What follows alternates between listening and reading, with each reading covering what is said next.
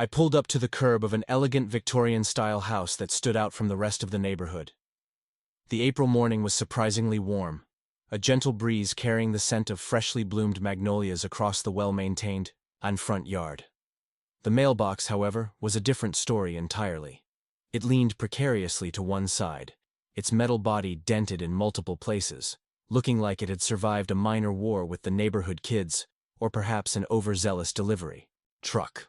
The post it sat on was splintered at the base, and the red flag hung at an awkward angle, refusing to stand upright. Before we jump back in, tell us where you're tuning in from, and if this story touches you, make sure you're subscribed, because tomorrow, I've saved something extra special for you. In other words, this mailbox wasn't just asking for help, it was practically begging for euthanasia. I checked my phone once more. The job description read, Elaine Mercer, mailbox replacement, cash payment, afternoon availability preferred. Simple enough. As a contractor specializing in small home repairs, I'd fixed countless mailboxes over the years. This would be an easy job, perhaps 2 hours at most. A quick in and out that would help pad my week's income. What I couldn't have known then was that this seemingly routine job would lead to a question that would echo in my mind for months to come. I grabbed my toolbox from the passenger seat of my truck and made my way up the cobblestone path. The garden on either side was immaculately maintained, with tulips standing in perfect rows like colorful soldiers. Whoever lived here clearly took pride in their home, except apparently when it came to their mail delivery system. Before I could even knock, the front door swung open. "You must be Noah," said a voice that carried both warmth and authority. Standing in the doorframe was a woman who commanded attention without even trying. She was tall, perhaps 5'9", with silver-streaked black hair that fell just past her shoulders in elegant waves. She wore a simple cream blouse tucked into tailored navy pants, and her eyes, a striking shade of amber, seemed to evaluate me with amused curiosity. There was something about her posture that suggested confidence born from experience. I guessed she was in her late 50s, though she carried herself with the energy of someone much younger. "Yes, that's me. Noah Parker at your service," I replied, extending my hand. "And you must be Ms. Mercer?" "Elaine, please," she said, shaking my hand firmly. "Ms. Mercer makes me sound like I'm about to assign homework." She laughed, a rich sound that seemed to brighten the already sunny day. "Though I suppose I am assigning you work of sorts." I smiled. "Fair enough, Elaine. I see your mailbox has seen better days." "That's putting it mildly," she sighed, stepping out onto the porch. "The Henderson boy, sweet child, terrible driver, decided my mailbox was the perfect place to practice his parallel parking. Turns out neither the mailbox nor his father's sedan agreed with that assessment." I chuckled, finding her candor refreshing. Most clients were all business, eager to get the job done with minimal interaction. Elaine seemed different. "Well, I've brought a few options for replacements," I said, gesturing to my truck. "We can go with something similar to what you had, or maybe upgrade a bit since we're starting from scratch anyway." She crossed her arms and leaned against the doorframe, a thoughtful expression crossing her face. "You know what? Surprise me. I've made enough decisions this week to last a lifetime. Just make sure it can hold a package or two and doesn't fall over in a strong breeze." I raised an eyebrow. "That's it? No specific preferences?" "Life's too short to agonize over mailboxes, don't you think?" she replied with a wink. "Though I do have one condition. You accept a glass of iced tea while you work. It's homemade, and I refuse to take no for an answer." There was something disarming about her straightforwardness. "I never turned down homemade iced tea," I admitted. "Smart man," she nodded approvingly. "I'll bring it out in a bit. Make yourself at home with that disaster of a mailbox." As she disappeared back into the house, I stood there for a moment, slightly taken aback by the exchange. Usually, I had to navigate awkward small talk or cold professionalism with clients. Elaine's warm yet matter-of-fact manner was unexpected but welcome. I made my way back to my truck and selected a sturdy black mailbox with copper accents. Classy, without being ostentatious, practical but with a touch of style. Something told me she'd appreciate that balance. The old mailbox came out easily enough. Its post had rotted at the base, which explained part of its pronounced lean. As I dug out the remains and prepared the spot for the new installation, I noticed movement from the corner of my eye. A woman was watching me from the neighboring property, her arms crossed tightly across her chest, her expression somewhere between suspicious and curious.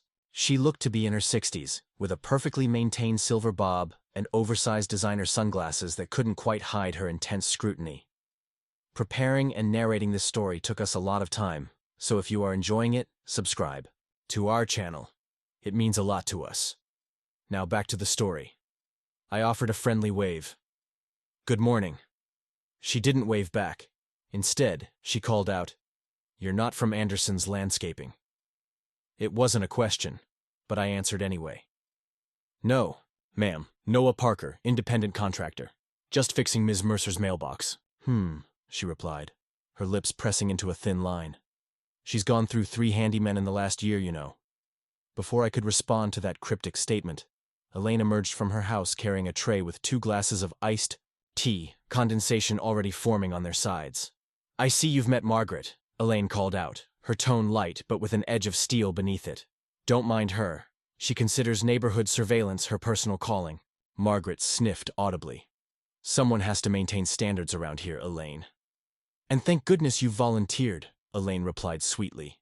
Then, turning to me with a conspiratorial smile, she added in a stage whisper, "Margaret believes fervently that her rose bushes are the neighborhood's primary tourist attraction." Margaret huffed and retreated into her house, the door closing with a bit more force than necessary. "Here," Elaine said, handing me a glass of amber liquid garnished with mint. "Fair payment for enduring the neighborhood welcome committee." I took a grateful sip and was surprised by the complex flavor. Sweet but not cloying, with hints of peach and something I couldn't quite place. "This is delicious," I said honestly. "Secret family recipe," she replied with a wink. "Well, not so secret. It's just regular tea with peach nectar and a splash of bourbon. Don't worry, not enough to affect your mailbox installation skills." I laughed, appreciating her candor once again. "I think I can handle it." As I returned to work, digging the hole for the new post, Elaine settled into a wicker chair on her porch, her long legs crossed at the ankle. Unlike most clients who retreated inside or hovered nervously, she seemed content to simply observe, occasionally commenting on the process or asking questions about my work.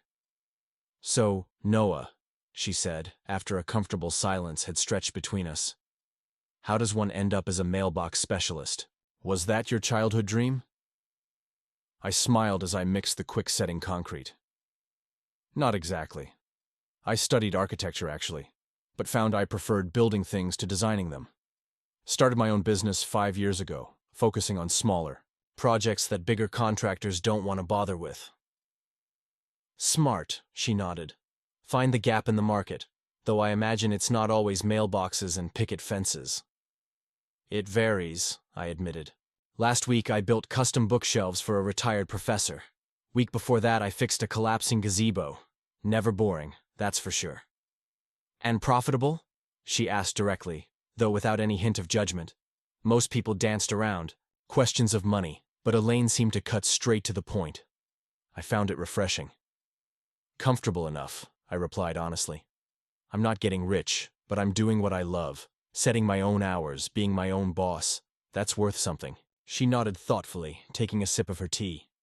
"Freedom has its own currency, doesn't it?" I spent 30 years teaching high school literature, watching the clock, answering to administrators who'd never read a book more challenging than a motorcycle manual. "But you loved the teaching part?" I guessed, noting how her eyes lit up at the mention of literature. "Some days it was magic," she confirmed. "Opening young minds to Austen and Hemingway. Watching them discover worlds beyond their smartphones. But the bureaucracy..." She shook her head. "I retired 2 years ago. Haven't missed the paperwork for a single second." As I secured the new post in its concrete base, I found myself genuinely interested in her story. There was something magnetic about Elaine's presence, a blend of wisdom, warmth, and unapologetic authenticity that made conversation flow easily. "And what does retirement look like for you?" I asked. She gestured broadly at the garden around us. "This, for starters. Reading whatever I want, whenever I want. Traveling when the mood strikes. Learning to paint, badly but enthusiastically." She paused, a flicker of something crossing her face, and occasionally shocking repairmen with inappropriate questions. I laughed, assuming she was joking. I've heard it all, trust me. Comes with the territory. We'll see, she said with a mysterious smile that made me wonder what exactly she meant. The concrete needed time to set, so I took a break, leaning against my truck as we continued to chat. Elaine asked thoughtful questions about my business, offering insights from her own experiences that were surprisingly relevant. She wasn't just making small talk, she was genuinely engaged. About an hour later, with the concrete sufficiently hardened, I attached the new mailbox to its post. The sleek black box with its copper accents stood in stark contrast to the battered remains of its predecessor that now lay in my truck bed. There we go, I said, stepping back to admire my work. What do you think? Elaine approached, circling the mailbox with an appraising eye. It's perfect, she declared. Practical but with personality, rather like its installer. I felt an unexpected warmth creep into my cheeks at the compliment. At 35, I wasn't exactly used to blushing like a teenager. Just doing my job, I said, attempting to sound professional despite the smile tugging at my lips. And doing it well, she affirmed. How much do I owe you? I quoted my standard rate and she disappeared inside, returning moments later with cash and a little extra. The tip is for the good conversation, she explained when I tried to protest. Those are harder to come by than decent mailboxes these days. As I packed up my tools, Elaine leaned against the new mailbox, testing its sturdiness with a satisfied nod. There was something about the way the late afternoon sun caught in her silver-streaked hair that made her look almost regal. You know, Noah, she said suddenly, her tone shifting to something more contemplative. I've been thinking lately about life's strange timing. I closed my toolbox, giving her my full attention. How so? We meet people when we're meant to, don't you think? Not necessarily when we want to or when it makes the most sense. Her amber eyes held mine with an intensity that made it impossible to look away. Sometimes the universe has a peculiar sense of humor about these things. There was a weight to her words that suggested she wasn't just making idle conversation. I found myself strangely drawn in, curious where this was heading. I've never really thought about it that way, I admitted. But I suppose you're right. Some of the most important people in my life came along when I least expected them. She nodded slowly, as if I'd confirmed something she already knew. Then, with a directness that took me completely by surprise, she asked, Would you marry me if I'm 60? I'm serious. The question hung in the air between us, so unexpected that for a moment I wondered if I'd misheard. But Elaine's expression was earnest, her eyes steady on mine, waiting for an answer to a question I couldn't have possibly anticipated when I drove up to fix her mailbox. I'm sorry? I managed, my toolbox suddenly feeling very heavy in my hand. It's a simple question, really, she continued, as casually as if she'd asked my opinion on the weather. Would you consider marrying me when I turn 60? I'm 58 now, so you have almost 2 years to think about it. Her lips curved into a smile that was both amused and completely serious. I stood there, utterly blindsided, searching her face for any sign that this was an elaborate joke. Finding none, I carefully set down my toolbox, buying time to collect my thoughts. That's quite a proposition, I finally said, trying to match her matter-of-fact tone despite my racing heart. Especially since we've only known each other for about 3 hours. Sometimes 3 hours tells you more than 3 years, she replied simply. Besides, I've always believed in being direct. Life's too short for beating around the bush, don't you think? Before I could formulate a response, a familiar voice cut through the moment. Elaine Mercer, are you proposing marriage to the mailbox man? Margaret had reappeared at the edge of her property, her scandalized expression visible even from a distance. I believe I am, Margaret, Elaine called back cheerfully. Do you think I should have waited until the second mailbox repair? Margaret made a sound that could only be described as a horrified squawk before retreating once more. No doubt to spread the news throughout the neighborhood. Elaine turned back to me, completely unfazed. You don't have to answer now, of course. That would be rushing things, wouldn't it? Her eyes twinkled with mischief, though there remained an undercurrent of sincerity that left me off balance. I should probably get going, I said, gesturing vaguely toward my truck, suddenly feeling like I needed some space to process whatever had just happened. Of course, She nodded, stepping back. You must have other mailboxes waiting for your expertise. She reached into her pocket and pulled out a business card, handing it to me. My number, in case you decide to take me up on my offer. Or if you just want to grab coffee and discuss why exactly I'm asking strangers to marry me. I promise the explanation is more rational than you might think. I accepted the card, noting the simple design. Elaine Mercer, retired educator, aspiring, eccentric. It made me smile despite my confusion. I'll think about it, I promised, not entirely sure what I was agreeing to consider. That's all I ask, she said, her expression softening. Thank you for the mailbox, Noah. It's exactly what I needed today. As I drove away, I couldn't help glancing in my rearview mirror. Elaine still stood by her new mailbox, a solitary figure, framed by her perfect garden, her hand raised in a casual wave. I waved back, my mind reeling with questions. What kind of woman proposes marriage to a complete stranger? And why did a small, unexpected part of me feel intrigued rather than just bewildered? The business card sat on the passenger seat beside me, and I found myself glancing at it every few minutes as if it might offer some explanation for the strangest job request I'd ever received. A request that had nothing to do with home repairs, and everything to do with a future I couldn't begin to imagine. That evening, I sat on my small apartment balcony, nursing a beer and replaying the day's events. The practical part of my brain insisted that Elaine was probably just eccentric, maybe lonely, possibly even playing some elaborate joke at my expense. But another part of me, the part that had felt an immediate connection during our conversations, wasn't so quick to dismiss her. There had been something in her eyes when she asked that impossible question. Not desperation or manipulation, but a clear-eyed certainty that was both unsettling and compelling. I pulled out my phone and typed her name into a search engine, half expecting to find nothing. Instead, I discovered several articles from the local newspaper. Local teacher wins State Excellence Award. Elaine Mercer's students achieve record college acceptance. Retiring educator leaves legacy of innovation. The woman who had casually proposed marriage to me over iced tea was, apparently, something of a local legend in educational circles. Former students sang her praises in comments, describing how she'd changed their lives, challenged their thinking, opened doors they hadn't known existed. This only deepened the mystery. Why would someone so accomplished, so respected, ask such a bizarre question of a complete stranger? My phone buzzed with a text from an unknown number.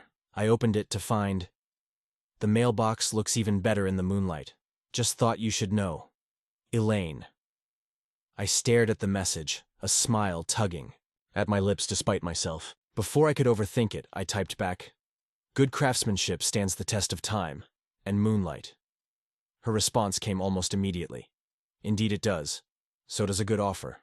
Sleep well, Noah." I set my phone down, shaking my head in disbelief. What had started as a simple repair job had somehow morphed into the strangest encounter of my professional life, and despite all logic suggesting I should simply file this away as an amusing anecdote, I found myself wondering what Elaine Mercer would say next if I gave her the chance. Little did I know, that chance would come much sooner than I expected, and under circumstances I could never have predicted. I didn't plan to see Elaine again so soon. In fact, I'd convinced myself that the sensible approach was to file away the entire bizarre encounter under interesting stories to tell at parties, and move on with my life. But 2 days after the mailbox installation, a thunderstorm swept through our town with unexpected fury, bringing down tree branches and power lines across the county. My phone rang at 7:30 the next morning. I squinted at the screen, still half asleep, and saw Elaine's name. I hesitated for a moment before answering. "Noah Parker," I said, trying to sound professionally detached despite my curiosity. "Noah, it's Elaine Mercer," she said, her voice carrying a calm urgency. "I hope I'm not waking you, but there's a rather large oak branch currently using my roof as a resting place. I thought you might be the man to help convince it to relocate." I sat up, suddenly wide awake. "Are you okay? Is there any water coming in?" "I'm fine, and not yet," she replied. "But the branch and I have been having a staring contest all night, and I'm fairly certain it's winning." Despite myself, I smiled. Even in a potential emergency, her sense of humor remained intact. I can be there in 30 minutes, I said, already mentally cataloging the tools I'd need. Have you called your insurance company? They're my next call, she assured me. I just thought it would be good to have a professional assessment before they start their bureaucratic dance. Smart, I agreed. Sit tight, I'm on my way. As I navigated the debris-strewn streets, I tried to analyze why I'd so readily agreed to rush to her aid. Professional responsibility, of course. That's what I told myself. But there was also an undeniable curiosity about Elaine Mercer and her proposition that logic couldn't quite extinguish. When I pulled up to her house, the damage was immediately apparent. A massive oak branch, easily 15 feet long, had crashed through the corner of her roof, creating a jagged opening in the otherwise pristine Victorian architecture. Elaine stood on the front lawn, phone to her ear, dressed in jeans and a simple, blue button-down, her silver-streaked hair pulled back in a practical ponytail. She waved when she saw me, holding up one finger to indicate she'd be just a moment. I grabbed my toolbox and chainsaw from the truck and approached, surveying the damage. It could have been much worse. The branch had hit at an angle that minimized structural damage, but it would still require immediate attention to prevent water damage if it rained again. Elaine finished her call and walked over to me, her expression a mix of relief and resignation. Insurance adjuster will be here tomorrow, she reported. Apparently, fallen trees are the hot ticket item this morning. I'm not surprised, I replied, gesturing to the branch. May I take a closer look? Be my guest, she said. I'd offer you tea first, but I think the universe is suggesting I focus on roof repair instead of hospitality. I climbed onto my truck bed for a better view, then carefully made my way up the ladder I'd brought. The branch had punched through the roofing shingles and partially damaged the underlayment, but the roof joists appeared intact from my initial inspection. That was good news. What's the verdict, doctor? Elaine called from below. The patient will live, I replied, climbing back down. We need to remove the branch first, then patch the hole temporarily until a roofing crew can make permanent repairs. She nodded, accepting the assessment without question. And you can do the temporary part? Absolutely, I confirmed. I'll need to cut the branch into manageable pieces, tarp the opening, and secure it properly. It'll hold until the professionals arrive. Aren't you a professional? She asked, raising an eyebrow. I smiled. Different specialty. I'm a general contractor, not a specialized roofer. For something this size, you'll want a dedicated roofing company for the permanent fix. She mused. A man who knows his limitations. Refreshing. I began unloading more equipment from my truck, trying not to read too much into her comments. It'll take a few hours, I warned her, and it'll be noisy with the chainsaw. I'll manage, she said, though I suspect Margaret next door will be less understanding about the disruption to her morning meditation. As if on cue, Margaret appeared at the property line, wrapped in an expensive-looking robe, her face a mask of concern that didn't quite hide her obvious curiosity. Elaine, are you all right? I heard what happened, she called out, her gaze darting between Elaine, me, and the damaged roof. I'm fine, Margaret, Elaine responded cheerfully. Just a little unexpected skylight installation. Noah here is going to help. Margaret's eyes narrowed slightly. The mailbox man? Is he qualified for roof repair? Before I could defend my credentials, Elaine replied smoothly. Absolutely. Noah is a man of many talents, some of which, she added with a meaningful pause, are yet to be fully explored. I nearly dropped my safety harness at the innuendo, while Margaret's mouth formed a perfect O of scandalized surprise. Well, Margaret managed after a moment, do be careful up there. Heights can be so treacherous. I appreciate your concern, I said politely, suppressing a smile as I turned back to my equipment. Once Margaret retreated to her house, Elaine approached me with an apologetic expression that was belied by the amusement in her eyes. Sorry about that. I couldn't resist. You do realize you're giving her enough gossip material to last until Christmas, I pointed out, organizing my tools. Consider it my community service, Elaine replied with a shrug. Margaret's life needs a little excitement, and I'm happy to provide it. She paused, studying my face. Does it bother you, being the subject of neighborhood whispers? I considered the question honestly. Not really, I admitted. Though I'm not sure what my other clients would think if word gets around that I'm engaged to a woman I met while fixing her mailbox. Not engaged, she corrected primly, merely contemplating a future possibility. And I did specify when I'm 60, which gives us plenty of time for a proper courtship. The matter-of-fact way she referred to her proposal, as if it were a perfectly reasonable suggestion rather than a baffling non sequitur, was both frustrating and oddly charming.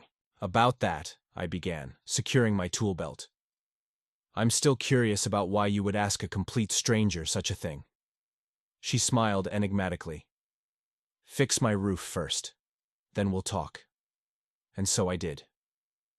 For the next 3 hours, I carefully cut away sections of the fallen branch, lowering them to the ground with ropes to avoid further damage to the house. Elaine remained nearby, sometimes watching quietly, sometimes bringing me water or offering commentary on my technique. Unlike some homeowners who hovered nervously or disappeared entirely during repairs, she maintained a calm, interested presence that was surprisingly comfortable. By early afternoon, I had removed the branch entirely and was securing a heavy-duty tarp over the damaged section of roof. The sun had emerged from behind the morning clouds, turning the day warm and pleasant despite the destruction around us. As I hammered in the last securing nail, I heard Elaine call up from below. Hungry? I realized suddenly that I hadn't eaten since a hasty piece of toast before rushing over. Starving, actually, I admitted. Perfect. Lunch is ready whenever you are. I climbed down the ladder to find Elaine had set up an impromptu picnic on a blanket in an undamaged section of her backyard. There was a spread of sandwiches, fruit, and what looked like homemade potato salad. You didn't have to do this, I said, genuinely touched by the gesture. Consider it hazard pay, she replied, gesturing for me to sit. Besides, I needed something to do while you were playing lumberjack on my roof. I cleaned up as best I could with the hand wipes she offered, then joined her on the blanket. The sandwich, turkey with some kind of cranberry spread and arugula, was unexpectedly gourmet for an impromptu meal. This is delicious, I said after the first bite. You didn't strike me as the culinary type. She laughed. I contain multitudes. Noah, literature teacher, amateur gardener, decent cook, terrible painter, and occasional proposer of marriage to handsome contractors. I nearly choked on my sandwich at the direct reference. Once I'd recovered, I decided to address the elephant in the room head-on, about that proposal. She leaned back on her elbows, regarding me with those keen amber eyes. Yes? I'm still trying to understand why. Was it a joke? A test? Some kind of social experiment? She considered me for a long moment, before answering. None of the above. It was a genuine question based on a lifetime of observation and a recent revelation. What kind of revelation? I asked, intrigued despite myself. Elaine took a sip of her water, organizing her thoughts. 6 months ago, I was diagnosed with a heart condition, she said matter-of-factly. Nothing immediately life-threatening, but the kind of thing that makes you suddenly aware of your mortality in a way theoretical knowledge never quite manages. I set down my sandwich, concern overriding my curiosity. I'm sorry to hear that. Are you all right? She waved away my concern with a smile. I'm fine. Medication, lifestyle adjustments, regular checkups, the usual drill. But it was the wake-up call I needed. Needed for what? To stop waiting, she said simply. I've spent my life being sensible, Noah. Doing things in the proper order, following the rules, meeting expectations. I was the good daughter, the dedicated teacher, the rational divorcee who remained friends with her ex-husband. She plucked a grape from the bunch on the plate between us, examining it thoughtfully before continuing. But playing by the rules doesn't guarantee happiness. My marriage failed despite doing everything right. My career was fulfilling, but constrained by systems I couldn't change. And now, with this new awareness of life's finite nature, I've decided to try a different approach. By proposing to strangers? I asked, trying to keep my tone light. She laughed. Not plural, just you, and you're hardly a stranger anymore. We've spent maybe 5 hours total in each other's company, I pointed out. Quality over quantity, she countered. I've had longer relationships with my houseplants than some people I've dated for years. She leaned forward, her expression turning serious. The heart thing made me realize I've been approaching relationships all wrong. waiting for the perfect timing, the right circumstances, the appropriate progression of events. But life doesn't follow a script, Noah. There was a passion in her voice that was compelling, a conviction born of deep reflection. So, your solution is to flip the script entirely? Start with a proposal and work backwards? Exactly, she nodded, clearly pleased I understood. Why not?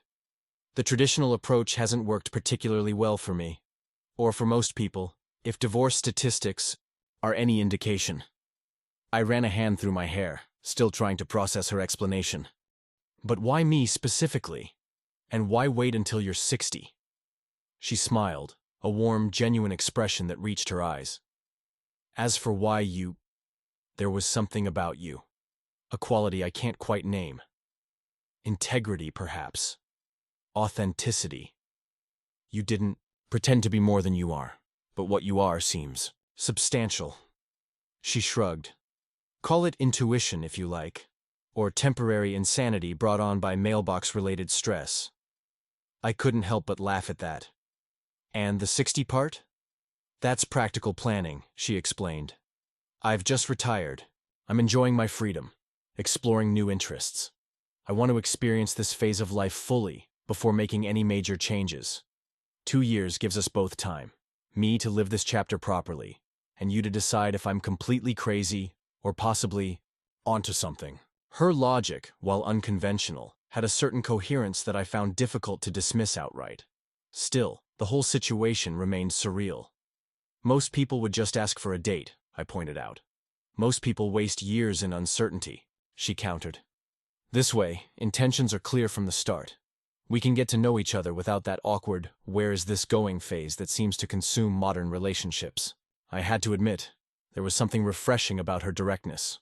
No games, no hidden agendas, just a straightforward, if highly unusual, proposition. You don't have to decide anything now, she added, softening her tone. In fact, I'd prefer you didn't.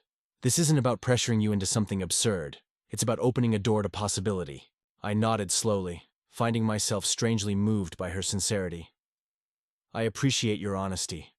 And for what it's worth, I think your approach, while unconventional, has a certain boldness I admire. Her face lit up with a smile that transformed her entire countenance. That's the nicest way anyone's ever called me crazy. We finished our lunch, the conversation shifting to lighter topics. Her garden plans, my recent projects, books we'd both enjoyed. The ease between us was unexpected but undeniable, as if her outlandish proposal had somehow cleared the air of the usual social pretenses. As I packed up my tools later that afternoon, Elaine stood nearby, watching with that same quiet attention she'd shown throughout the day. The insurance adjuster should be pleased with your work, she commented. The tarp looks secure enough to weather another storm if needed. That's the idea, I replied, closing my toolbox. But let's hope you don't have to test that theory. She nodded, then reached into her pocket and handed me an envelope. Your payment, plus a little extra for the emergency response. I started to protest, but she held up a hand. I insist. You dropped everything to help me, and you did excellent work. Value yourself properly, Noah. There was something about the way she said it, not condescending but with genuine concern, that made me accept the envelope with a simple, thank you.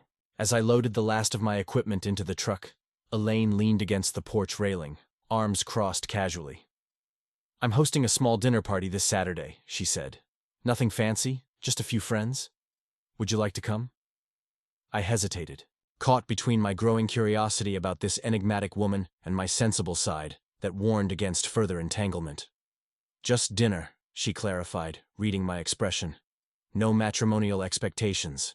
Think of it as research for your eventual decision. Put that way, it seemed almost reasonable. What time? I heard myself asking. 7. Casual dress. Bring nothing but yourself. Her smile was warm, inviting without pressure. And Noah, thank you again for today. Not just the roof, but for listening.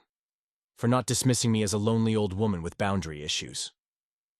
You're neither old nor someone I'd ever dismiss, I said honestly. And I'm starting to think your boundary issues might actually be a strange kind of wisdom. She laughed, that rich, genuine sound that seemed to brighten the air around her. Now that is the nicest thing anyone said to me in years. I'll see you Saturday. As I drove away, I found myself smiling, despite the lingering confusion about what exactly I was getting myself into. Whatever Elaine Mercer's game was, if it was a game at all, I had to admit I was intrigued enough to play along, at least, for now. The days leading up to Saturday passed in a blur of work and thoughts about Elaine. I found myself mentioning her to my friend James over beers on Friday night, trying to gauge if I was losing my mind for even considering her dinner invitation. Let me get this straight, James said, setting down his glass with deliberate care. A gorgeous older woman with her own house asked if you'd marry her when she turns 60, and you're wondering if having dinner with her is a good idea? Put that way, it did sound ridiculous. It's not that simple, I protested. She's different, intense. I can't tell if she's brilliantly unconventional or just playing some elaborate game. James leaned back, studying me with unexpected seriousness. You know what your problem is, Noah? You're so busy analyzing everyone's motives that you miss opportunities for actual connection. That's not fair, I argued, though the criticism stung with its kernel of truth. Isn't it? He challenged. Since Kate left, you've buried yourself in work and avoided anything that feels like emotional risk. This woman, Elaine, she's offering something different. Maybe something real, maybe not. But at least she's making an offer. I stared into my beer, uncomfortable with his assessment but unable to dismiss it entirely. My divorce, 3 years. Ego had left me wary, that much was true. But was I really hiding behind my work to avoid vulnerability? Just go to the dinner, James advised, his tone softening. Enjoy the company. Stop overthinking everything. Whatever her reasons for the proposal, she sounds interesting. When was the last time you could say that about someone you met? He had a point. Whatever her motivations, Elaine Mercer was undeniably interesting. And despite the absurdity of her proposition, our interactions had felt more genuine than most of my recent attempts at dating. Fine, I conceded. I'll go. But if I end up in some weird graduate situation, I'm blaming you. James laughed. I should be so lucky to be blamed for you finding happiness in an unexpected place. Saturday evening arrived with unexpected nervousness on my part. I changed shirts twice, finally settling on a simple button-down in deep blue that Kate had once said brought out my eyes. I brought a bottle of wine despite Elaine's instructions to bring nothing, unwilling to arrive empty-handed. Elaine's house looked different in the evening light, warm and inviting with soft illumination spilling from the windows. The repaired section of roof was barely noticeable in the gathering dusk. As I approached the front door, I could hear voices and laughter from within. I rang the bell, suddenly aware that I was about to meet Elaine's friends, people who knew her far better than I did. What had she told them about me? Did they know about her bizarre proposal? The door swung open, and there she stood, radiant, in a simple emerald dress that complemented her coloring perfectly. Her silver-streaked hair was styled in loose waves, and a pendant of amber, almost the exact shade of her eyes, hung at her throat. Noah, she said warmly, as if my name itself gave her pleasure. You came. I said I would, I replied, offering the wine somewhat awkwardly. She accepted it with a grateful smile. And you brought wine despite my instructions. Why am I not surprised? Come in, let me introduce you to everyone. The gathering was smaller than I'd expected, just 6 people including Elaine and myself. There was Howard, a retired history professor with a booming laugh and impressive beard. Simone, a willowy artist with close-cropped silver hair and an assessing gaze. Daniel, a soft-spoken man who I later learned was Elaine's ex-husband. And Lydia, a sharp-witted woman in her 40s who taught at the same school where Elaine had worked. They welcomed me warmly, with none of the suspicious scrutiny I'd feared. As the evening progressed, I found myself drawn into their comfortable dynamic, a group clearly bound by years of shared experiences and genuine affection. Dinner was served in Elaine's dining room, a cozy space with walls lined with bookshelves, rather than the typical formal decor. The conversation flowed easily, touching on books, politics, local gossip, and personal stories that had clearly become group lore over time. I noticed that Elaine seemed different here, still witty and direct, but softer somehow, less deliberately provocative than she'd been with me. I wondered which version was more authentic, or if perhaps both were equally genuine aspects of a complex woman. "So, Noah," Daniel said during a lull in the conversation, "Elaine tells us you're a man of many talents. How did you two meet?" I glanced at Elaine, uncertain how much to reveal. She gave me a slight nod, permission to tell the truth if I wished. "I fixed her mailbox," I said simply. "And then her roof, after that branch came down." "Ah, yes, the infamous oak incident," Howard chuckled. "Half the neighborhood lost trees in that storm. Elaine was lucky to have someone reliable to call." Simone's penetrating gaze moved between Elaine and me. "And now you're friends," she observed, making it sound like both a statement and a question. "We're—" I hesitated, unsure how to define whatever was developing between us. "In negotiations," Elaine supplied smoothly, a mischievous glint in her eye. "Noah is considering a rather unconventional proposal I made." I nearly choked on my wine as 5 pairs of eyes turned to me with varying degrees of surprise and curiosity. "Elaine?" Daniel sighed, though his expression was more fond than exasperated. "You didn't." "I absolutely did," she confirmed, unrepentant. "Life's too short for conventional approaches, don't you think?" Howard burst into laughter. "Oh, I wish I'd been there to see his face." Lydia leaned toward me, her expression sympathetic. "Don't worry, she did something similar to Daniel when they first met. Asked him to move to Paris with her after their second date. And I said yes," Daniel added with a rueful smile. "Best impulsive decision I ever made, even if the marriage didn't last." "You two seem friendly for exes," I observed, genuinely curious about their dynamic. "We're better as friends than spouses," Elaine explained. "Always were, really, but it took us 15 years to figure that out." Daniel nodded in agreement. "Some people aren't meant to be married, but that doesn't mean they can't be important in each other's lives." There was a wisdom in their approach that struck me as both unusual and deeply mature. Most divorced couples I knew could barely stand to be in the same room, let alone maintain what appeared to be a genuine friendship. As the evening continued, I found myself increasingly comfortable in this eclectic group. They had a shorthand born of long association, but made efforts to include me in their references and inside jokes. By dessert, a spectacular lemon tart that Simone had brought, I felt less like an outsider and more like a welcome addition to their circle. After dinner, we moved to Elaine's living room, where Howard insisted on mixing what he called the only proper Manhattan in the state. The conversation broke into smaller groups, and I found myself by the bookshelf with Daniel, discussing a shared interest in mid-century architecture. "She likes you, you know," he said abruptly, nodding toward Elaine, who was engaged in an animated discussion with Lydia across the room. "She barely knows me," I pointed out. Daniel smiled. "Elaine has always had good instincts about people.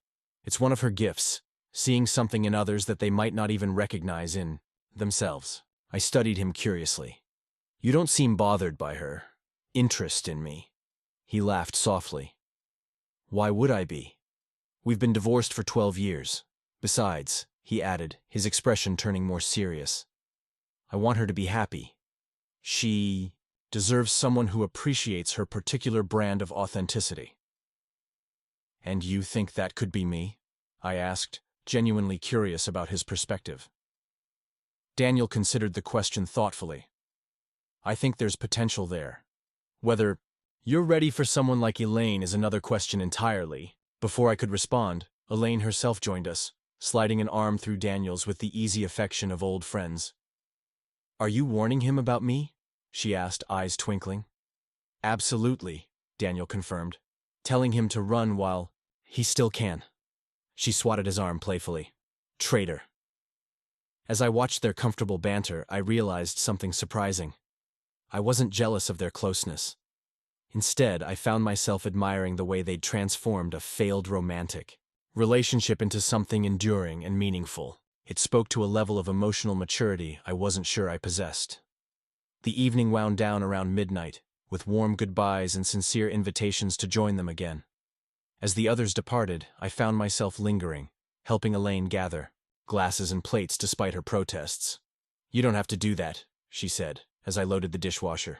"You're a guest." "I don't mind," I assured her. "Besides, it gives me an excuse to ask about your friends without seeming too nosy." She smiled, leaning against the counter. "Ask away. They're an open book, well, except for Simone, who's more of a cryptic poem." I laughed. "They're not what I expected." "What did you expect?" I considered the question. "I'm not sure. Maybe people more like Margaret, proper, conventional." "God forbid," Elaine shuddered dramatically. "Life's too short for conventional friends. You need people who challenge you, who see the world through different lenses." "Like you challenged me with your proposal?" I asked, deciding to address the elephant in the room. She met my gaze directly. "Exactly like that." We finished cleaning in comfortable silence, the kitchen now spotless, aside from a few wine glasses soaking in the sink. Outside, the night had deepened, stars visible through the kitchen window in the clear post-storm sky. "Thank you for including me tonight," I said as I prepared to leave. "Your friends are lovely." "They liked you," she replied. "Especially Simone, which is saying something. She generally distrusts anyone under 50 on principle." I smiled, oddly pleased by this assessment. "The feeling is mutual. It was nice to be part of a group that comfortable with each other." Elaine walked me to the door, her expression thoughtful. "That comfort took years to build, you know. Relationships, whether friendships or something more, require patience, honesty, and a willingness to see people as they really are, not as you want them to be." Her words resonated with something deep inside me. How often had I tried to make relationships fit my expectations rather than accepting the reality of who someone was? At the threshold, I turned to face her. "Elaine, about your proposal." She held up a hand, stopping me. "Not tonight. Tonight was just about getting to know each other a little better. No pressure, no decisions." I nodded, grateful for the reprieve, yet somehow disappointed as well. "When will you want an answer?" Her smile was gentle, understanding. "When you have one to give. This isn't a timed test, Noah. It's an invitation to consider a different kind of future than the one you might have planned." As I stepped out, into the night air, she added softly, "Though I would appreciate some indication before my 60th birthday. A girl likes to plan her wedding with adequate notice." I laughed, shaking my head at her irrepressible spirit. "Good night, Elaine."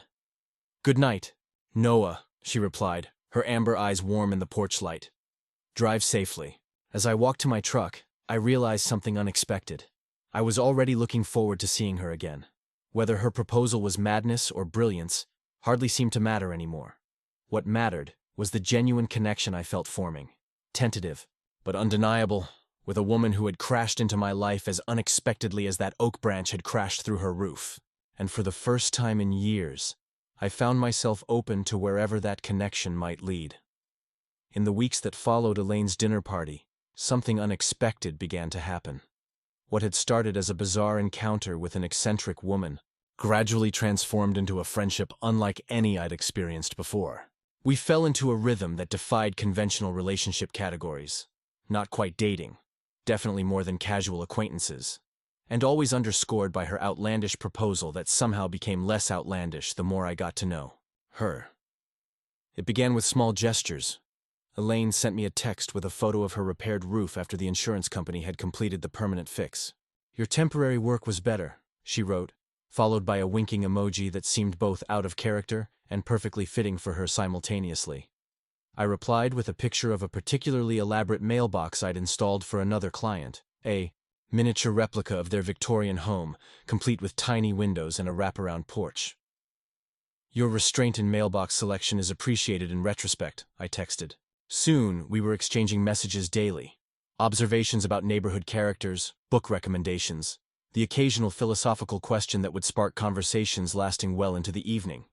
It was refreshingly different from the superficial small talk that had characterized my recent attempts at dating. One Saturday morning, about a month after the dinner party, I was at the local farmer's market selecting tomatoes when a familiar voice called my name. I turned to find Elaine approaching, a basket of fresh herbs in her arms, her face lighting up with genuine pleasure at the chance encounter. "Noah," I didn't know you frequented this market, she said, falling into step beside me. Every Saturday, I replied.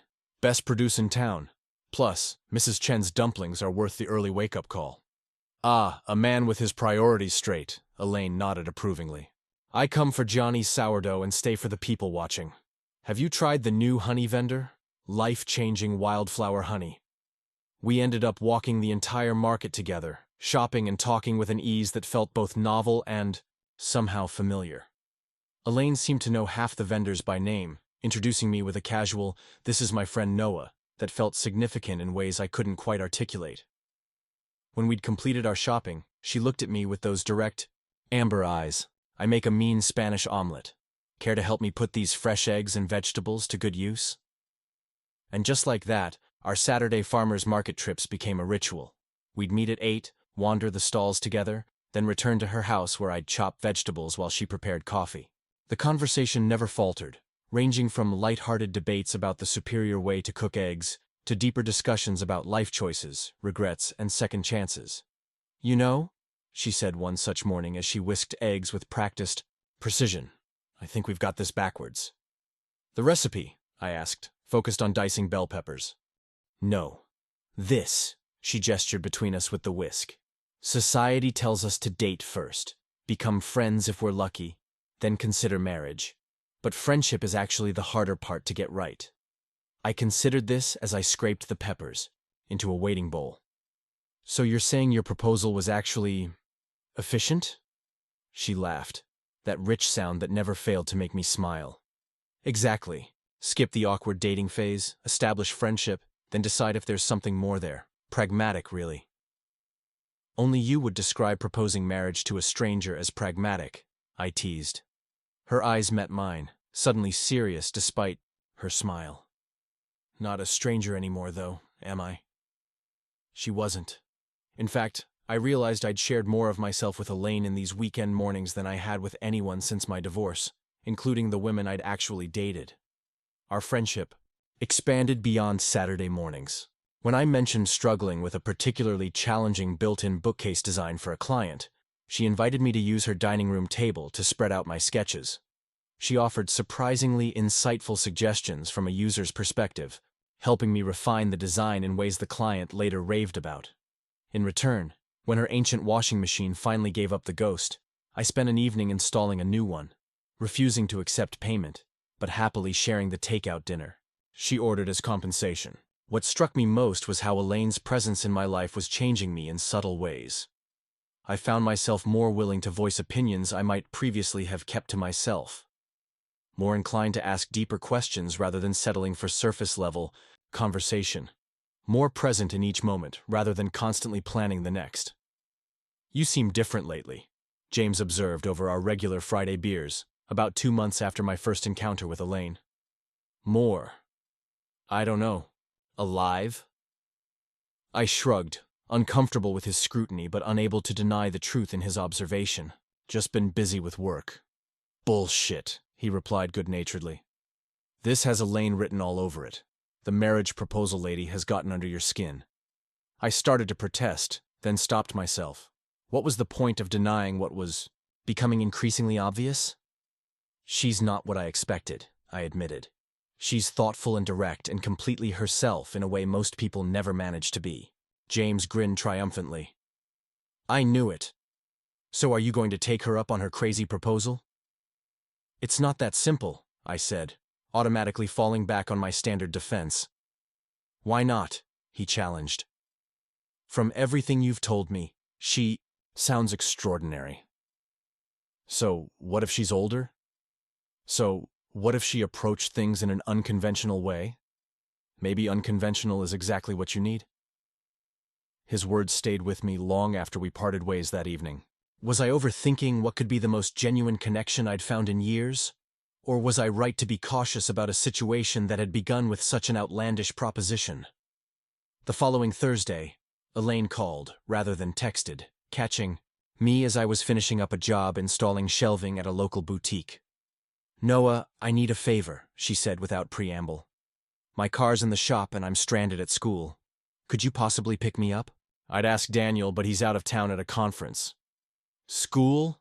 I asked, confused. I thought you were retired. I am, she confirmed, but I volunteer with the drama department's senior showcase. Long story. Can you help? I'll treat you to dinner as thanks. Of course, I agreed, jotting down the address she provided. I'll be there in 20 minutes. The high school was an imposing brick building that looked like it had been educating teenagers since at least the 1950s. I found Elaine in the auditorium, surrounded by a group of students who appeared to be hanging on her every word as she gestured expressively toward a partially constructed set. I stood at the back, not wanting to interrupt, and simply watched her in this element I hadn't seen before. She was magnetic, authoritative without being dictatorial, listening to student input with genuine consideration before offering guidance. These teenagers clearly adored her, their body language open and engaged in a way I remembered being rare in my own high school experience. When she finally noticed me, her face lit up with a smile that sent an unexpected warmth through my chest. She said something to the students that made them laugh, then made her way up the aisle toward me. "Sorry to keep you waiting," she said. "Creative discussions have a way of expanding to fill available time and then some." "No problem," I assured her. "It was interesting seeing you in teacher mode." Her eyes crinkled with amusement. Did I seem suitably intimidating? I spent years perfecting that "I'm not angry, just disappointed" look. "You seemed—" I searched for the right word. "Inspiring, actually." Those kids were completely engaged. Something softened in her expression. "They're good kids, smart, passionate. They just need someone to take them seriously." She glanced back at the group, who were now arguing enthusiastically about something involving the backdrop. "Sometimes, I miss teaching more than I expected to." "Why did you retire?" I asked as we walked toward the parking lot. "You clearly still love it." She was quiet for a moment, considering her answer. "The bureaucracy was suffocating the joy out of it," she finally said. "Too many standardized tests, not enough critical thinking. Too many administrators concerned with metrics rather than actual learning." She sighed. "But I couldn't give up on them entirely. Hence, the volunteer work." "They're lucky to have you," I said sincerely. She smiled, a hint of vulnerability in her expression that I rarely saw. "Thank you for saying that, and for the rescue. My mechanic promises my car will be ready tomorrow. But I wasn't about to miss rehearsal when we're so close to performance day." "Happy to help," I replied. "Where would you like to go for dinner? You mentioned something about a treat?" "I did indeed," she confirmed. "There's this little Vietnamese place on Maple that makes the best pho in 3 counties. Are you game?" Dinner stretched into a 3-hour conversation that ranged from her experiences teaching literature to my dreams of eventually starting a woodworking school for at-risk youth. She listened with complete attention as I shared this long-held aspiration I'd rarely voiced aloud, offering practical suggestions rather than empty encouragement. "You should talk to Howard," she said as we lingered over tea after our meal. "He sits on the board of a foundation that funds exactly that kind of initiative. I could introduce you." "That's incredibly generous," I said, genuinely touched by her offer. "But I'm not sure I'm ready for that step yet." She tilted, her head, studying me with those perceptive eyes. "What are you waiting for, Noah? You have the skills, the passion, the vision. What's holding you back?" It was a direct question that deserved a direct answer. "Fear, I guess," I admitted. "Fear of failing, of not being good enough, of starting something I can't finish." Instead of offering platitudes, she simply nodded. "Fear makes sense. Big dreams should be a little scary. It means they matter." She reached across the table and briefly touched my hand. "But don't let fear make your decisions for you. That's how you end up at retirement age with a list of regrets instead of accomplishments." Her words struck a chord so deep I almost physically felt it. How many opportunities had I already let slip by because of that same fear? "I'll think about talking to Howard," I promised, meaning it. "Good," she said simply. "That's all anyone can ask." As I drove her home, a comfortable silence fell between us. The kind that only exists when two people have moved beyond the need to fill every moment with words. Outside her house, she turned to me with an expression I couldn't quite read. "Would you like to come in for a nightcap?" she asked. "I have an excellent bourbon that's wasted on just me." I hesitated. Not because I didn't want to, but because I sensed we might be approaching a turning point. Our friendship had developed a rhythm I found increasingly precious, and I wasn't sure I was ready to risk changing its nature. She read my hesitation correctly. Just bourbon and conversation, Noah. No matrimonial ambushes tonight, I promise. I smiled, relieved by her understanding. In that case, how can I refuse? Her living room was softly lit, bookshelves casting gentle shadows across walls painted a warm terracotta. She poured 2 fingers of amber liquid into crystal glasses that caught the light like topaz, then settled beside me on the comfortable sofa, close but not touching. "To unexpected friendships," she toasted, raising her glass. "To unconventional beginnings," I countered, clinking my glass against hers. The bourbon was smooth and complex, warming me from within as we talked about everything and nothing. A documentary she'd recently watched about deep-sea creatures, a particularly challenging repair job I'd completed for a historic home restoration, the merits of physical books versus e-readers. When the grandfather clock in the corner chimed 11, I reluctantly set down my empty glass. "I should get going. Early job tomorrow." She nodded, making no attempt to persuade me to stay. "Thank you again for the rescue today. My night with a toolbox rides again." I laughed at the callback to our first meeting. "Any time, though hopefully your car will prove more reliable than your mailbox and roof." "One can hope," she agreed, walking me to the door. "Oh, before I forget, I'm hosting a small gathering next weekend. Just an informal barbecue in the backyard. Would you like to come? Some of the same crowd from dinner, plus a few others."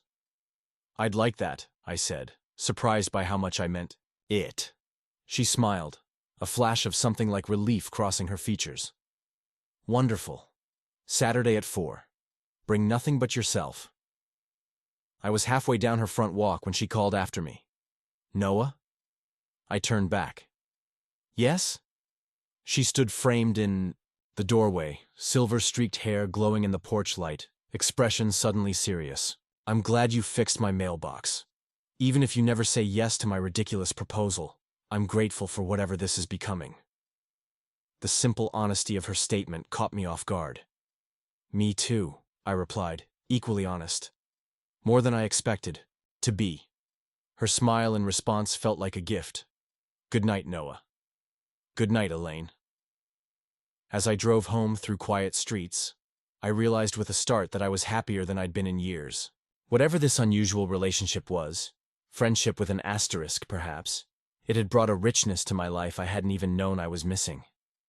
The barbecue proved to be even more enjoyable than the dinner party. Held in Elaine's lush backyard garden, it had a relaxed informality that put everyone at ease. Howard manned the grill with theatrical flair, assisted by his husband Michael, whom I hadn't met at the dinner. Simone brought her grown daughter, a soft-spoken botanist, who immediately bonded with Elaine over the rare varietals in her garden. Daniel arrived with a woman named Claire, whom he introduced as my significant other and Elaine's tennis partner, illustrating the uniquely intertwined nature of this social circle. I was surprised to discover how easily I fit into this established group. They welcomed me without reservation, including me in inside jokes and soliciting my opinions as if I'd been part of their circle for years rather than weeks. When Lydia's teenage son asked about apprenticing in carpentry for the summer, several people turned to me expectantly, assuming I might have advice or connections to offer. "Noah's the perfect person to ask," Elaine said, with such confidence in my expertise that I found myself rising to meet her expectation, offering the young man practical suggestions and promising to introduce him to a friend who ran a summer workshop program. Later, as the gathering wound down and people began to depart, Howard pulled me aside. "Elaine tells me you have some interesting ideas about vocational training for at-risk youth," he said without preamble. I shot a glance at Elaine, who was across the yard saying goodbye to Simone and pretending not to notice our conversation. "She mentioned you're involved with a foundation," I acknowledged cautiously. "I am," he confirmed, "and we're always looking for practical, hands-on programs that provide actual job skills rather than just busy work. If you're serious about developing your idea, I'd be happy to advise." I took a deep breath, Elaine's words about not letting fear make my decisions echoing in my mind. "I'd appreciate that very much," I said, extending my hand. "Maybe we could meet for coffee next week? Howard's handshake was firm, his smile approving. Tuesday at 10? There's a cafe on Main Street called Copper and Page. Good coffee, quiet enough for conversation. I'll be there, I promised, a mix of anxiety and excitement churning in my stomach. After the last guest had departed, I stayed to help Elaine clean up, gathering scattered plates and glasses as the evening light faded to dusk. She worked, alongside me in comfortable silence, our movements naturally coordinating as if we'd done this together countless times before. I saw you talking with Howard, she commented as we loaded the dishwasher. You just happened to notice that, did you? I asked dryly. She had the grace to look slightly abashed. I might have mentioned your idea to him in advance, but only because I truly believe in it, Noah. You have something valuable to offer those kids. I found I couldn't be annoyed with her well-intentioned meddling. We're meeting Tuesday to discuss it. Her face lit up. That's wonderful. Howard doesn't waste time on projects he doesn't believe in. It's just a preliminary conversation, I cautioned, not wanting to get ahead of myself. Every great journey begins with a single step, she quoted, handing me a serving platter to rinse. I'm proud of you for taking it. Her simple statement of pride affected me more deeply than I could have anticipated. When was the last time someone had expressed pride in me? Not just approval or appreciation for a job well done, but genuine pride in who I was and what I might accomplish. We finished cleaning in companionable silence, the kitchen returning to its pristine state under our combined efforts. Outside, fireflies had begun to appear in the garden, their intermittent glow creating a magical atmosphere as darkness settled fully over the neighborhood. Care to sit outside for a bit? Elaine asked, gesturing toward the patio where two Adirondack chairs faced the garden. It's a perfect night for stargazing. We settled into the chairs, the wood still holding the day's warmth. Above us, stars were beginning to appear in the deepening blue of the sky, while around us, the garden released the collected scents of the day. Lavender, rosemary, the lingering smoke from the grill. Thank you for today, I said quietly. For including me with your friends. For pushing me toward Howard. Thank you for being someone worth including, she replied simply. My friends like you know. They think you're good for me. I turned to look at her profile in the gathering darkness. Am I? She considered the question seriously. Yes, she finally said. You make me think. Challenge my assumptions. And you're the first person in a long time who seems to see me, as I am now, not as who I was 20 years ago, or who they think I should be. That goes both ways, I admitted. You see possibilities in me that I'd almost forgotten were there. She smiled, her face softly illuminated by the string lights draped along the garden fence. That's what the right people do for each other, I think. Remind us of who we really are beneath all the compromises and defense mechanisms we've accumulated. We lapsed into silence again, watching as more stars appeared overhead. The moment felt fragile, precious, a perfect crystal of connection I was almost afraid to disturb with words. Finally, Elaine spoke again, her voice thoughtful. Noah, may I ask you something personal? Of course, I replied, curious about what she might consider personal after the directness of our previous conversations. What happened in your marriage? You've mentioned your divorce, but never why it ended. I took a deep breath, surprised, to find that the question didn't trigger the usual defensive response. Perhaps it was the darkness, or the comfort of Elaine's presence, but I found myself willing to share what I usually kept private. We wanted different things, I began, then shook my head. No, that's the easy answer. The truth is more complicated. Kate and I married young, right after college. We thought we wanted the same future, successful careers, a home in the suburbs, eventually children. But as we grew into our actual adult selves, it became clear we were heading in different directions. How so? Elaine asked gently. Kate's career took off. Corporate law, 60-hour weeks, constant travel. My architecture firm downsized during the recession, and I found myself drawn to hands-on work rather than design. I started taking on small carpentry jobs, discovered I loved it, and eventually left architecture altogether to start my contracting business. I paused, remembering the arguments that had become increasingly frequent. Kate couldn't understand why I'd waste my education on manual labor. I couldn't understand why she'd sacrifice all her time and energy to a corporation that saw her as replaceable. We both felt judged and misunderstood. That's a difficult position, Elaine observed.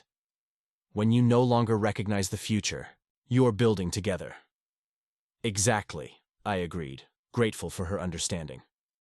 The final straw came when I turned down a job offer back in architecture to expand my contracting business. Kate accused me of deliberately sabotaging our future. I accused her of caring more about status than happiness. We both said things we couldn't take back. I fell silent, the memory still painful despite the passage of time. Do you regret it? Elaine asked after a moment. The divorce? I considered the question honestly. I regret the hurt we caused each other, the failure to communicate better, to understand each other's dreams. But no, I don't regret the divorce itself. We weren't making each other happy anymore. Staying together would have been unfair to both of us. Elaine nodded, her expression thoughtful in the dim light. That's a mature perspective. Many people stay in relationships long past their expiration date out of fear or habit. What about you and Daniel? I asked, turning the question back to her. You seem to have managed the transition from marriage to friendship remarkably well. She smiled, a hint of sadness at the edges.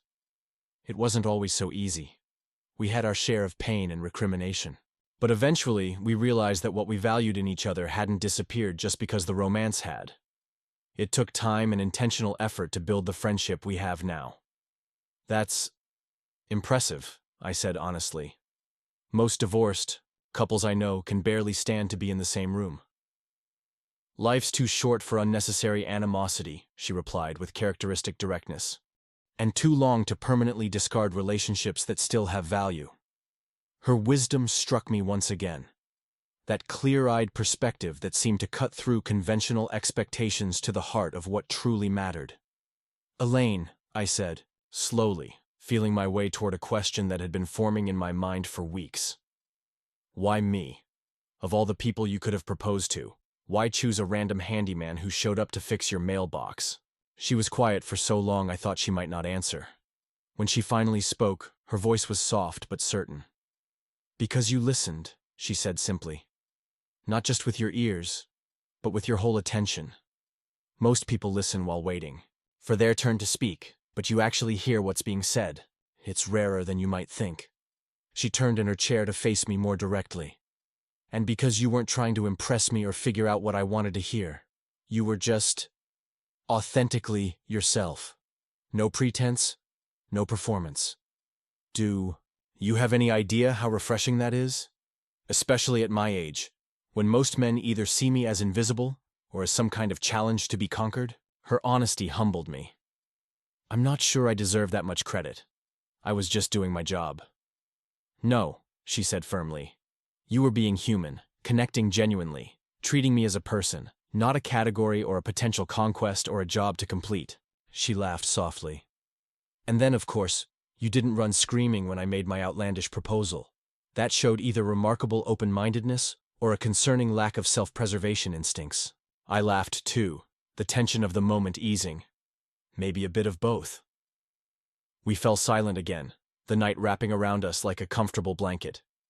Fireflies continued their silent dance through the garden, and somewhere in the distance, a train whistle sounded, long and melancholy. Noah, Elaine said finally, her voice quiet but clear in the darkness. Would you honestly consider it? My proposal?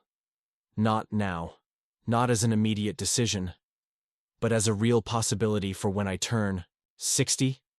The directness of her question deserved equal directness in return. I took a deep breath, searching for the most honest answer I could give. I'm considering it more seriously than I ever thought possible when you first asked, I admitted. These past months getting to know you, they've changed something in me. Opened up possibilities I'd closed off after my divorce. I turned to look at her, finding her eyes watching me intently in the dim light. I can't give you a yes or no tonight, but I can tell you that the idea no longer seems as impossible as it once did, and that frightens and exhilarates me in equal measure. A smile slowly spread across her face, transforming it with a joy that took my breath away. "That's more than enough for now," she said softly. "The rest we can figure out as we go." Impulsively, I reached across the space between our chairs and took her hand. Her fingers were cool and slender, fitting perfectly between mine as if they belonged there. We sat like that, hand in hand under the stars, not speaking, not needing to. In that moment of perfect stillness, with fireflies dancing around us and the garden releasing its nighttime perfume, I realized something profound. I was falling in love with Elaine Mercer. Not despite her unconventional approach to life and relationships, but because of it. Not despite our age difference, but somehow transcending it entirely. And for the first time since her impossible question, "Would you marry me if I'm 60? I'm serious." I found myself genuinely, seriously considering saying yes. I'm Margaret Winters, the neighbor Elaine loves to scandalize. I've lived next door, to 437 Maple Street for 35 years, watching residents come and go with varying degrees of respectability. None quite like Elaine Mercer, who arrived 7 years ago with moving boxes full of books and a blatant disregard for the neighborhood. Association's guidelines on acceptable garden ornaments. That first day, I brought over a welcome basket and a copy of our community standards. She accepted the basket with genuine thanks and used the standards pamphlet as a coaster for her wine glass. I should have known then what I was in for. For the record, I don't actually spend my days spying on neighbors. I simply believe in being observant. And what I observed that spring morning when the handyman arrived to fix Elaine's battered mailbox was the beginning of something extraordinary. Though I certainly didn't recognize it as such at the time. From my kitchen window, I watched their first interaction. His professional politeness, her characteristic directness. Nothing unusual, until she made that outrageous proposal. I nearly dropped my teacup when I heard her ask if he'd marry her when she turned 60. The audacity, the impropriety, the complete disregard for conventional courtship. I was certain he'd finish the mailbox repair and never return. Most sensible people would run from such blatant eccentricity. But Noah Parker, it turned out, was not most people. He came back, first to fix her roof after the storm, then for dinner, then for regular Saturday morning trips to the farmer's market. Their friendship blossomed before my watchful eyes, evolving from awkward encounters to comfortable companionship with a speed that defied social norms. I expected disaster. A young contractor taking advantage of a retired woman with a comfortable pension? A midlife crisis masquerading as romance? A temporary diversion that would leave one or both hurt when reality inevitably intruded. What I never expected was the transformation I witnessed in both of them. Elaine had always been vibrant, of course. Irritatingly so at times, with her loud music and tendency to garden in inappropriately casual attire. But as her relationship with Noah deepened, a new quality emerged in her.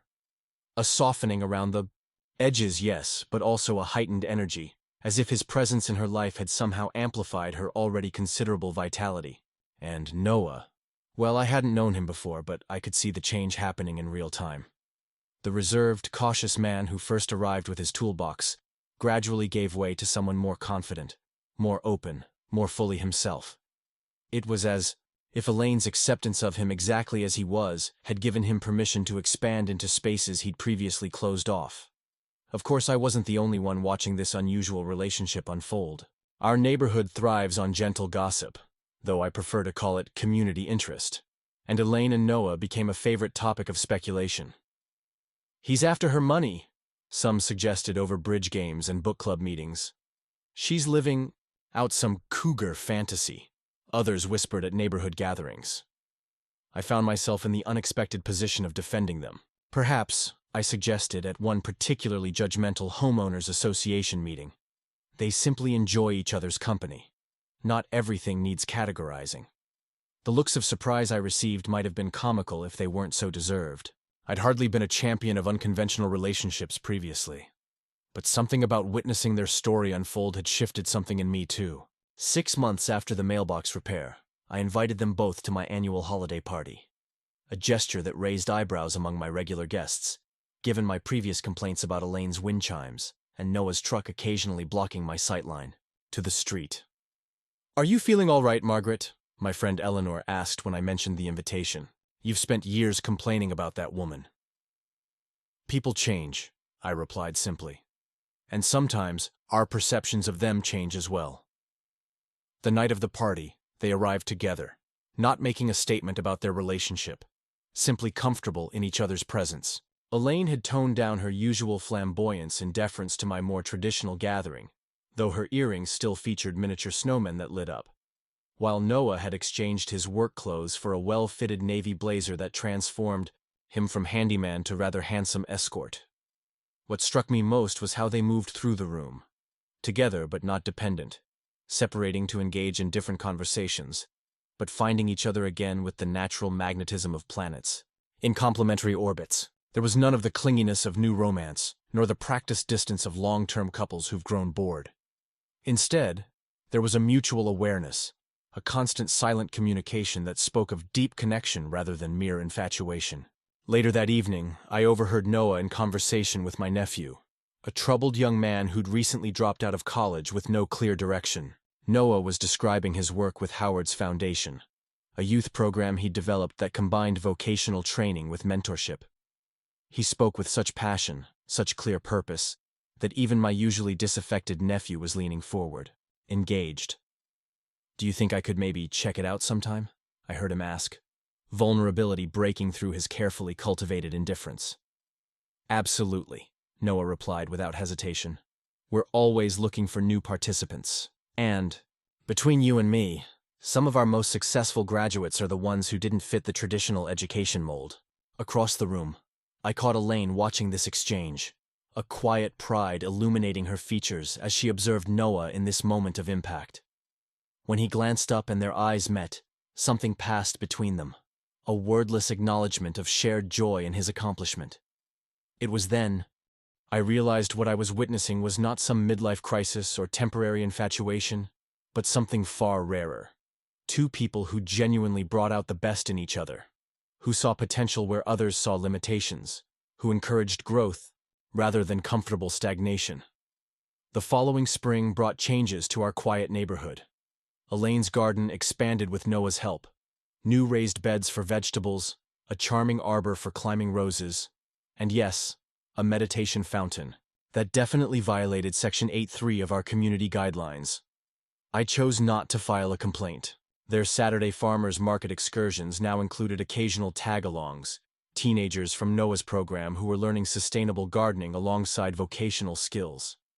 These young people, many from challenging backgrounds, blossomed under the combined influence of Noah's patient instruction and Elaine's unflinching belief in their capabilities. "They just need someone to see them," Elaine explained when I commented on her ease with these often difficult adolescents. "Really see them, not just the problems or labels society has assigned them." It was the same gift she had given Noah, I realized. The simple but profound act of truly seeing someone, accepting them fully, and then gently challenging them to become more fully themselves. Their story continued to unfold before our neighborhood's watchful eyes. Noah's business expanded to include a formal apprenticeship program. Elaine published a book of essays on education that gained surprising traction in academic circles.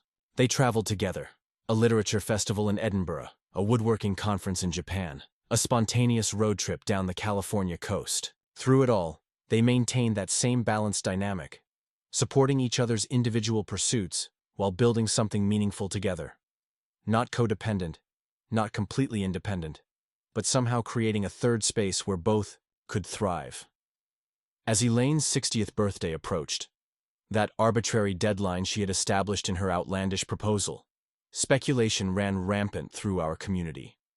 Would Noah actually marry her? Would she even hold him to that initial proposition? Had it all been an elaborate joke that somehow transformed into authentic connection? I found myself unexpectedly invested in the outcome, though I took care not to reveal my curiosity when we chatted over our shared property line, or when Noah helped me repair my porch swing. A neighborly gesture that would have been unthinkable in the early days of my skepticism about him. The answer came on a perfect autumn day, exactly 2 weeks before Elaine's birthday. I was pruning my roses when a moving truck pulled up in front of her house. Curious, not nosy as Elaine would claim, I watched as the movers began loading furniture. My heart sank. Was this the end of their story? Had the reality of their age difference finally asserted itself? Had Noah decided he couldn't fulfill that long-ago promise after all? I was contemplating whether to call Elaine when another vehicle arrived, Noah's truck, now emblazoned with the logo of his expanded business, Parker Building and Apprenticeship. He hopped out, followed by 3 of his teenage apprentices, all carrying boxes. Unable to contain my curiosity any longer, I made my way to the property line. "Elaine? Is everything all right?" She emerged from her garage carrying a clearly labeled box, kitchen, essential, her face flushed with exertion but radiating joy. "Margaret, perfect timing. Would you mind keeping an eye on the movers while Noah and I take this load over to the new house? They should be done in an hour or so." "New house?" I repeated, confusion giving way to understanding. "You're moving? Together?" Noah approached, setting down a box to join our conversation. "We closed on a place about 15 minutes from here," he explained. "An old farmhouse with enough land for expanded gardens and workshop space for the apprenticeship program. Plus, a proper studio for my painting, which you'll be relieved to know will no longer be happening in the front yard, where it reduces neighborhood aesthetic cohesion," Elaine added with a mischievous smile, quoting directly from one of my past complaints. "I see," I said, processing this development. "So you're living together? Before any formal commitment?" Elaine and Noah exchanged a look I couldn't quite interpret. Amusement mixed with something deeper. "Actually," Noah said, reaching for Elaine's hand, "we were married last weekend. Small ceremony, just close friends. We would have invited you, but we wanted to keep it intimate." "Married?" I repeated, genuinely stunned. "But your birthday is still 2 weeks away," I added to Elaine, immediately regretting the admission that I had been keeping track. Elaine laughed, that full-throated sound that had initially struck me as inappropriate for a woman her age, but now seemed simply authentic. Turns out neither of us is particularly attached to arbitrary deadlines anymore.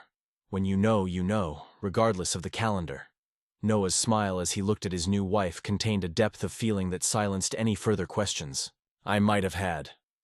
This was no impulsive decision or compromise, but a deliberate choice made by 2 people with clear eyes and full hearts. "Well," I managed, finding myself unexpectedly emotional. "Congratulations to you both. The neighborhood won't be the same without you, Elaine. I've left you detailed instructions for reporting covenant violations in my absence," she replied, with a wink. "But maybe consider letting some of them slide. Life's too short for perfect lawns and regulation mail receptacles." As they drove away with their boxes of merged lives, I stood watching from my perfectly manicured yard, contemplating the unlikely journey I had witnessed. From a simple mailbox repair to a marriage that defied conventional expectations. From my initial judgment to genuine respect for their courage in choosing happiness on their own terms. That evening, I canceled my standing complaint about the Johnson family's unapproved birdhouse and poured myself a glass of wine on my front porch, a habit I had previously considered too casual for public spaces. Sometimes, it takes watching someone else break the rules to realize which ones might not be serving us after all. The old farmhouse Noah and I purchased sits on 3 acres of land just outside town. Close enough for convenience, but far enough for the kind of expansive living we both craved. The 1920s craftsman structure needed work, of course. A selling point for Noah rather than a deterrent. But its bones were solid and its spirit welcoming from the moment we first walked through the door. Our marriage, now 18 months old, has surprised us both with its ease. Not because we don't face challenges, we certainly do, but because we approach those challenges as a team, with clear communication and the hard-won wisdom of our previous relationship experiences. "You know what I love most about being married, to you?" Noah asked recently as we sat on our wide front porch, watching fireflies emerge in the early summer twilight. At 40, his face has taken on a quiet confidence that only enhances his natural good looks. The initial reservations I sometimes glimpsed in his expression have been replaced by a settled certainty that warms me each time I witness it. "My excellent taste in mailboxes," I suggested, referencing the custom creation he had designed for our new home, a miniature replica of the farmhouse itself, detailed right down to the wraparound porch where we now sat. He laughed, taking my hand in his. "That too. But mostly, I love how you never let me settle for less than I'm capable of. You saw possibilities in me that I'd stopped seeing in myself." I squeezed his hand, thinking of how far he had come from the cautious contractor who first stood on my doorstep over 2 years ago. His youth program had recently received a major grant allowing for expansion to 3 additional locations. His craftsmanship was now sought after for historic restoration projects throughout the region, and the quiet confidence with which he navigated the world had attracted a circle of friends and colleagues who valued his integrity as much as his skills. "That goes both ways, you know," I told him honestly. "You gave me permission to be fully myself when most people my age are being pressured to become invisible. Do you know how rare that is?" At 61, I've discovered that society has specific expectations for women in this phase of life. Expectations that generally involve quiet hobbies, subdued clothing, and a gradual withdrawal from active engagement with the world. Noah's complete rejection of these norms, his insistence on seeing me as vital and valuable exactly as I am, has been perhaps the greatest gift of our relationship. "We make a good team," he said simply, a statement that encompasses so much more than its 4 words might suggest. Our home has become a gathering place for Noah's apprentices, who often stay for dinner after workshop sessions, for my former students, who seek advice on college applications or simply a sympathetic ear, for our eclectic circle of friends who range in age from 25 to 83. We host monthly community dinners where everyone is welcome and unlikely connections form across generations and backgrounds. The workshop Noah built behind the house hums with activity most days. Young people learning traditional woodworking techniques alongside modern construction skills, gaining not just practical abilities, but also the confidence that comes from creating something tangible with one's own hands. My studio occupies the renovated sunroom, where light streams through windows on 3 sides, and my previously terrible painting has evolved into something approaching competence. I've also returned to teaching part-time, leading a creative writing workshop at the community college, where my unorthodox methods are appreciated rather than constrained. Our marriage isn't perfect. How could it be, with 2 strong-willed individuals who came together later in life, each with established patterns and preferences? We have disagreements about everything from proper dishwasher loading techniques, my system is clearly superior, to financial priorities. Noah's caution sometimes clashes with my more spontaneous approach. But beneath these surface frictions lies a foundation of mutual respect and genuine enjoyment of each other's company that smooths the inevitable rough edges of shared life. We've learned when to stand firm and when to yield, when to discuss, and when to simply let things be. Most importantly, we've learned that love at our ages isn't about romantic illusions or desperate compromises, but about choosing each other, anew each day, with clear eyes and full awareness of both limitations and possibilities. "Do you ever regret saying yes?" I asked Noah one evening as we prepared dinner together, a nightly ritual that has become one of my favorite parts of our shared life. "To my crazy proposal, I mean." He considered the question seriously, as he does all questions, while continuing. "To chop vegetables with the precision he brings to all tasks. Not for a moment," he finally said. "Though I do sometimes wonder what might have happened if I hadn't come back for that forgotten jacket the day after fixing your mailbox." "I would have found another excuse to get you back," I admitted with a smile. "I'd already decided you were worth pursuing." He laughed, shaking his head at my persistence. "What made you so sure?" We had barely spoken for an hour. It was a fair question, one I've reflected on many times over the years since that impulsive proposal. "There was something in your eyes," I told him honestly. "A depth, an integrity. You looked at me, really looked, without assumptions or agendas. Do you know how rare that is? To be truly seen?" Noah nodded, understanding exactly what I meant because he possesses that same gift, the ability to see beyond surfaces to the essential truth of things and people. "Besides," I added with a playful smile, "you fixed that mailbox with such care.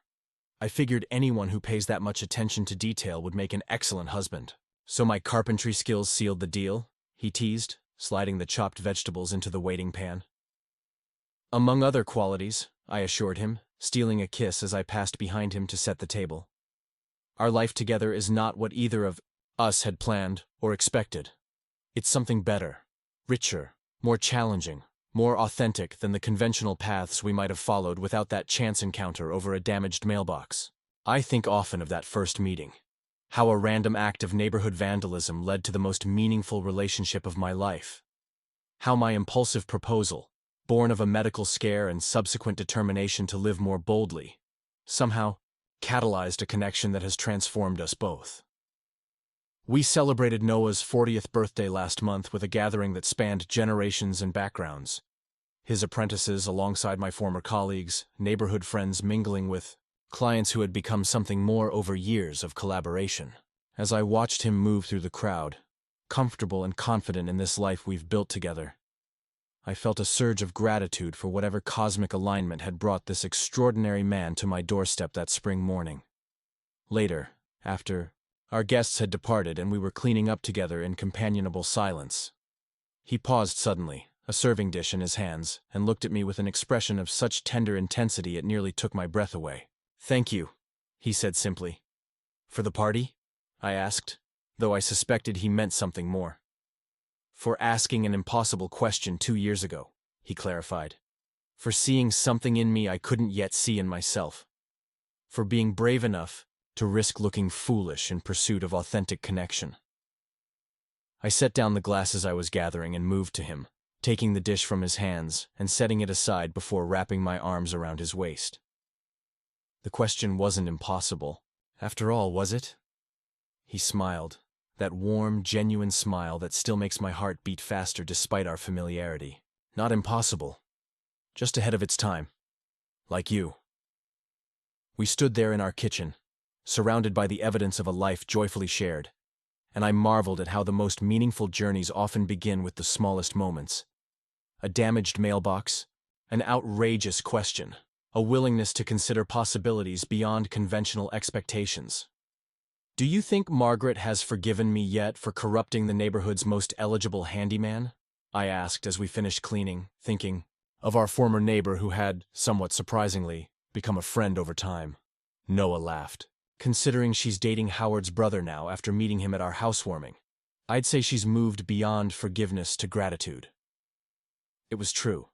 Our unlikely relationship had created a ripple effect, inspiring others in our circle to reconsider their own assumptions about age-appropriate behavior, suitable partners, and prescribed life trajectories. Margaret's recent adventures in online dating at 67 were a particular source of amusement and admiration among our friends. As we prepared for bed that night, moving through the comfortable routines we'd established together, I found myself reflecting on the unexpected gifts of this chapter of my life. At an age when many of my contemporaries were narrowing their worlds, I found mine expanding. New relationships, new challenges, new ways of engaging with community and purpose. Noah emerged from the bathroom, his expression thoughtful in that way that told me he was working through something important. "I've been thinking," he began, settling beside me on our bed. "A dangerous pastime," I teased gently. He smiled, acknowledging the reference to our shared love of musical theater. "About legacies. About what we leave behind." I waited, giving him space to formulate his thoughts.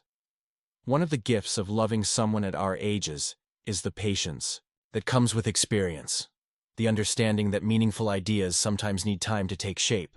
"The foundation has offered additional funding," he continued after a moment. "They want to expand the apprenticeship program to include residential options for participants who don't have stable housing. It would mean converting the old barn, adding staff, taking on more responsibility." I heard the mixture of excitement and apprehension in his voice. "You're worried about overextending," I observed. He nodded. "But also thinking about impact, about creating something that might outlast us both." The word "us" warmed me. The easy assumption of shared future, shared purpose that had become the foundation of our life together. "I think you should do it," I said without hesitation. "You've built something important, Noah, something that changes lives.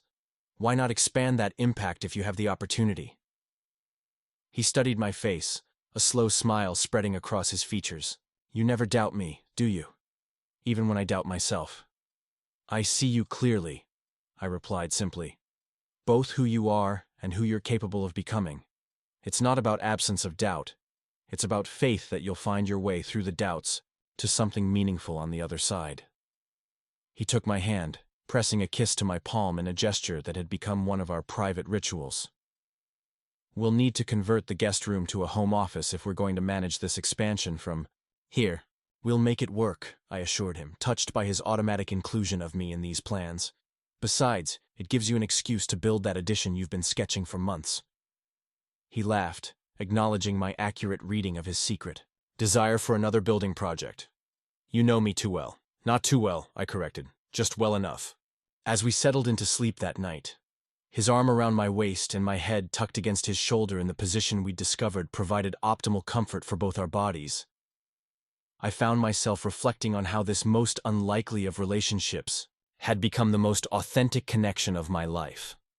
We had defied expectations, those of our friends, our community, perhaps even our own. We had created something that couldn't be easily categorized or explained, something that required no justification beyond the simple fact of its rightness for us. All because I had asked an impossible question of a stranger who came to fix my mailbox. All because he had been brave enough to consider that question seriously, rather than dismissing it out of hand. Sometimes the most conventional wisdom is what we most need to question. Sometimes the path to genuine fulfillment requires a willingness to look foolish, to risk rejection, to step beyond the boundaries of what seems reasonable or appropriate. I love you, Noah murmured, his voice thick with approaching sleep. I love you too, I replied, the words simple but carrying the weight of everything we had built together. In the darkness of our farmhouse bedroom, surrounded by the gentle sounds of our shared life, I offered a silent thanks to that damaged mailbox, to the impulsive question it had inspired, and to the extraordinary journey that had unfolded from that unlikely beginning. Some might call it fate, some might call it chance. I prefer to think of it as the reward for courage, the courage to ask directly for what we want, to consider unlikely possibilities, and to choose authentic connection over comfortable convention. After all, life's too short for beating around the bush. Up next, you've got 2 more standout stories right on your screen. If this one hit the mark, you won't want to pass these up. Just click and check them out. And don't forget to subscribe and turn on the notification bell so you don't miss any upload from us.